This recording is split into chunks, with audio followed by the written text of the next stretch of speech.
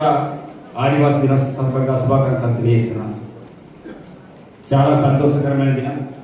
వాస్తవంగా నేను నిన్నటి నుంచి కూడా ఎవరైతే నిర్వహణ కమిటీలో వారందరూ కూడా నిన్నటి నుంచి సూచన చేస్తున్నారు. ఎక్కడైనా ఫంక్షన్ హాల్ పెడితే అందరూ కూడా పెద్ద ఎత్తున ఒక మంచి కార్యక్రమంలో ఏర్పడుతుంది అనుకున్నారు.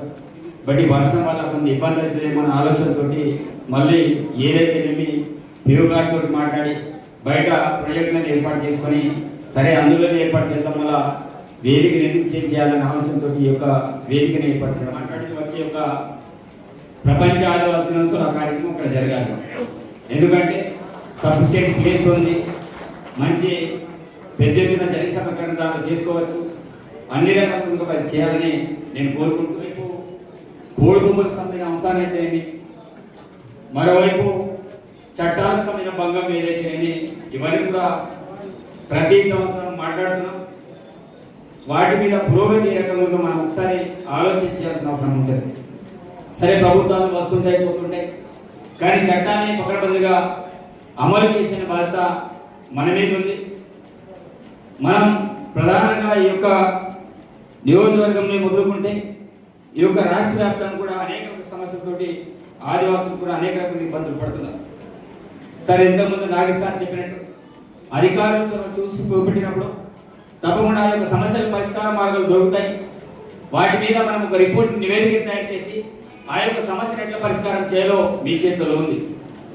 ఎందుకంటే ప్రధానమైన సమస్య ఆ రోజు నుంచి మొదలుకొని ఈ రోజు వరకు కూడా బీర్సా ముండనే కావచ్చు, రామ్జీ గోడే కావచ్చు, కుమ్రా భీమే కావచ్చు, వీరి యొక్క పోరాటం ఎందుకు జరిగినాయి, దేనికోసం జరిగినాయి, ఇంకా వారిని స్ఫూర్తిగా తీసుకొని ఆదివాసులు ఇంకా చైతన్యవంతమై ఇంకా పెద్ద ఎత్తున నినాదించడానికి ఆదివాసులు ఎందుకు సిద్ధమవుతున్నారని ఆలోచన చేయాలి. మరి పోయినసారి ప్రపంచ కలెక్టర్ గారు పోయినసారి చిన్నగా జరిగింది, ఈసారి ఇప్పుడు అదే రకంగా జరిగిందని అనుకుంటున్నారు. వాస్తవంగా ఆదివాసులు ఇంకా చైతన్యవంతులు అవుతున్నారు. ఉన్న హక్కుని కాపాడడానికి వారి యొక్క ప్రయత్నం ఏదో విధ్వంసమో ఇంకేదో చేయాలనో ఆలోచన లేదు.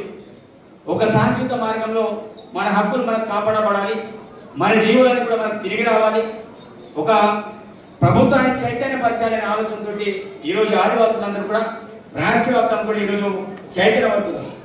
ఈ చైతన్యం కావడానికి కారణాలు ఈరోజు మనం విశ్లేషణ చేయాలి. ఈరోజు ప్రతి ఒక సంఘటన జరుగుతుందంటే ఆ సంఘటన చేయడానికి అనేక కారణాలు ఉంటాయి. ఈరోజు ఆ సంఘటన జరుగుతుందంటే కారణం ఏంటి? ఈరోజు అధికారుల వైపు తప్పిదమా, లేకపోతే ఆదివాసుల వైపు తప్పుదమా, ఎవరి వైపు తప్పుదం ఉందో ఈరోజు మనం ఆలోచన చేయాల్సిన బాధ్యత మన మీద ఉంది. వాస్తవం ఈరోజు సోయంబాబు గారి వేదిక మీద ఉన్నారు. వారి నాయకత్వంలో రాష్ట్ర వ్యాప్తంగానే కాకుండా ఢిల్లీ స్థాయిలో వెళ్ళి మేము ఉద్యమాలు చేసాం, అక్కడ పెద్ద ఎత్తున కార్యక్రమాలు చేసాం. రాజధాని కేంద్రంగా హైదరాబాద్లో పెద్ద ఎత్తున కార్యక్రమాలు చేసాం. అక్కడనే కాకుండా ఢిల్లీ లెవెల్లో పోయి కార్యక్రమాలు చేసాం. కానీ ఉన్న చట్టాలన్నీ కూడా మన నుంచి దూరం అవుతున్నాయి తప్ప ఏ చట్టం కూడా తిరిగి వచ్చే పరిస్థితులు లేవు. అందుకే ఈరోజు మనం చెప్పినట్టు పోలీస్ రిక్రూట్మెంట్ వచ్చింది. మొన్ననే సీతక్ గారు పనిచేశారు. సరే, జియో నెంబర్కి కొట్టుకుపోయింది, కానీ పార్ట్ టైం జియో ద్వారా రిక్రూట్మెంట్లో మన వాళ్ళ కోసం మనం మాట్లాడకపోతే ఈరోజు మన వాళ్ళకి చాలా మంది ఉద్యోగాలు వచ్చే అవకాశాలు లేవు. కనీసం ఆ విషయంలో మనం మాట్లాడాలని నాతోటి మాట్లాడి ఎమ్మెల్యే ట్రైబల్ ఎమ్మెల్యేతో మాట్లాడమని నాకే సమన్వయం చేయమని చెప్పింది.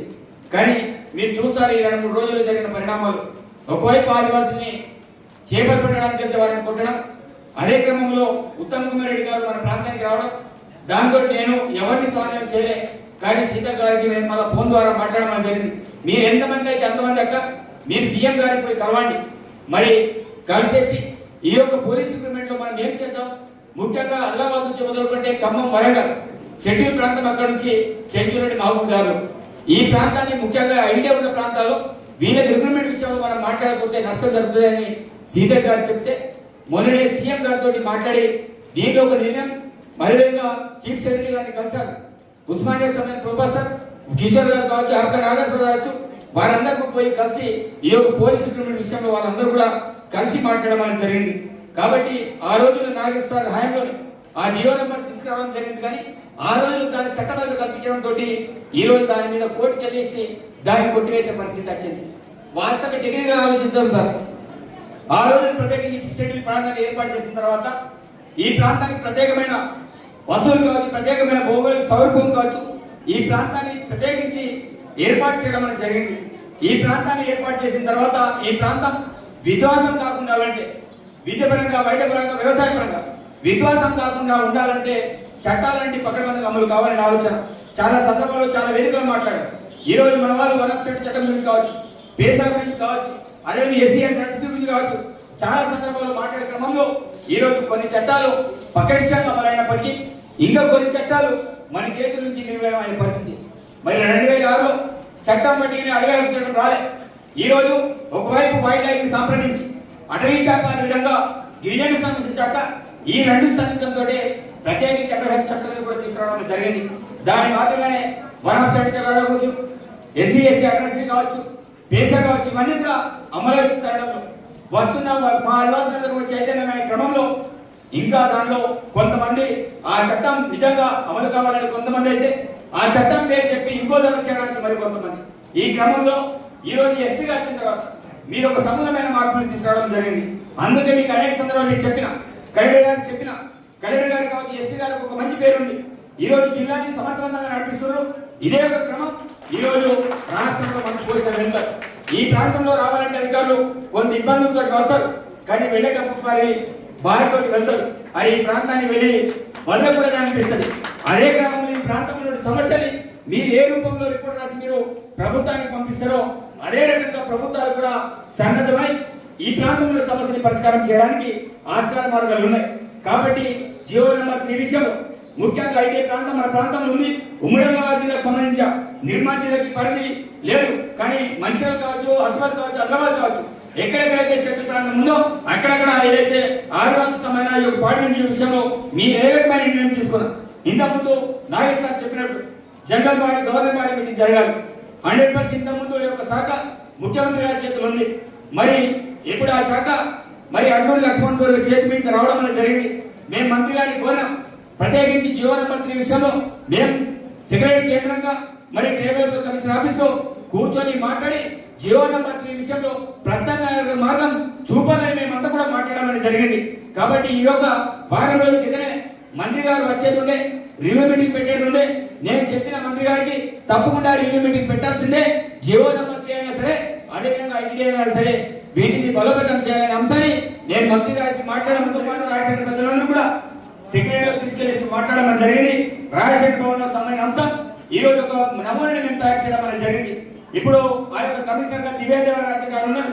త్వరలోనే ఆదివాసీ భవన్లో ఏవైతే రాజశేఖర భవనాలు మంజూరు చేస్తూ మీకు త్వరలోనే జీవన రూపంలో ఈ సందర్భంగా మీకు తెలియజేస్తున్నాను. అదేవిధంగా ఆర్య ప్రసన్న, అదేవిధంగా ఇంతకుముందు బొత్తాసిరెడ్డి గారు మాట్లాడు గిరిజన విశ్వవిద్యాలయం కోసం ప్రత్యేకించి ఆ రోజు నుంచి మొదలుపెట్టి ఈ రోజు వరకు కూడా ఆ పోరాటం ఎక్కడ కూడా ఆగదు. ఆ పోరాటంలో నేను కూడా భాగస్వామిని. ఎందుకంటే మనం ఉమ్మడి నిజామాబాద్ పోతే యూనివర్సిటీ ఉంటుంది, కరీంనగర్ పోతే యూనివర్సిటీ ఉంటుంది, ఈ రోజు వరంగల్ పోతే యూనివర్సిటీ ఉంటుంది, ఎక్కడికైతే అక్కడ యూనివర్సిటీలు ఉంటాయి.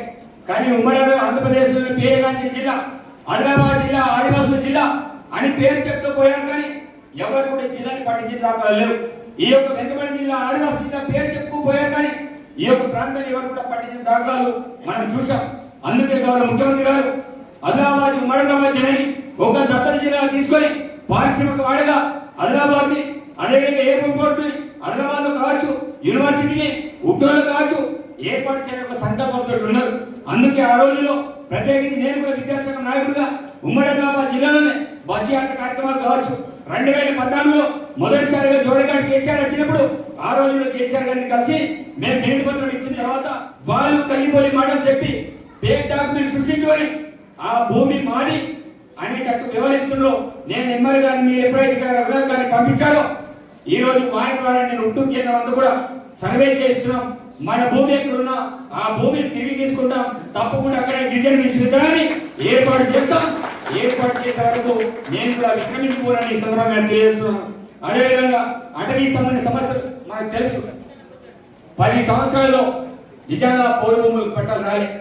ఆ రోజుల్లో వైఎస్ఆర్ శేఖరంలో పట్టాలు ఇచ్చారు. దాని తర్వాత కొత్త గవర్నమెంట్ వచ్చింది, ప్రత్యేకమైన తెలంగాణ రాష్ట్రం వచ్చింది.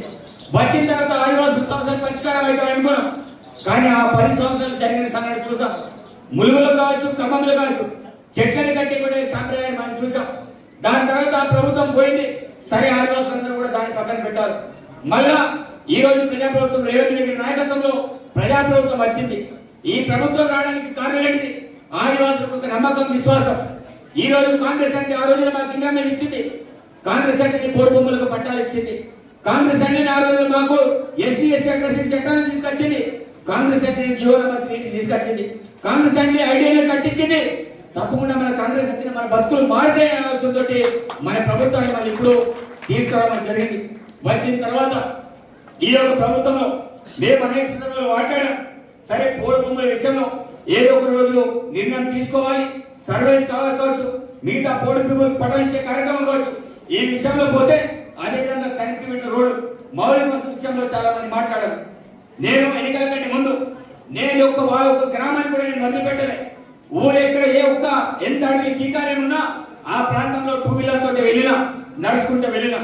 ఆ రోజులు వెళ్ళే క్రమంలో మనం ఎగ్జాంపుల్ రిమ్మాని తీసుకోవచ్చు. ఏ రిమ్మాలో కేవలం 2 బిల్లులు నాకు కనబడేది. కానీ ఈ రోజు కలెక్టర్ గారి చొరవ కావచ్చు, ఎస్పీ గారి చొరవ కావచ్చు, అందరి సహకారం, ఒకవైపు అటవీ శాఖ చొరవ కావచ్చు, మొత్తం కనెక్టివిటీ పెట్టి దగ్గర కేవలం రిమ్మా ప్రాంతం వాయిపేట రిమ్మా ప్రాంతంలో 22 బ్రిడ్జిని మేము నిర్మాణం చేయడం అనేది జరిగింది. ఈ రోజు ఆ ప్రాంతంలో కనెక్టివిటీ కల్పించడం అనేది జరిగింది. దాంతో పాటు ఐరన్ మిల్ కోసం నా ప్రాంతంలో అయితే ఇక్కడ వంగతుమ్మ కావచ్చు, నర్సాపూర్ జే కావచ్చు, అదేవిధంగా అటువైపు దోందరి అంగనే కావచ్చు, ఆ ప్రాంతంలో కూడా స్టీల్ బ్రిడ్జ్ల కోసం ప్రపోజల్ పంపించాం. ఫైనాన్షియల్ వల్ల పెండింగ్ ఉంది. ఈ విషయం ఎందుకు చెప్తున్నానంటే ఈ యొక్క కనీస మినిమం వసూలు కల్పించకపోతే ఈ రోజు ఆదివాసుల తిరుగుబాటు జరుగుతుంది.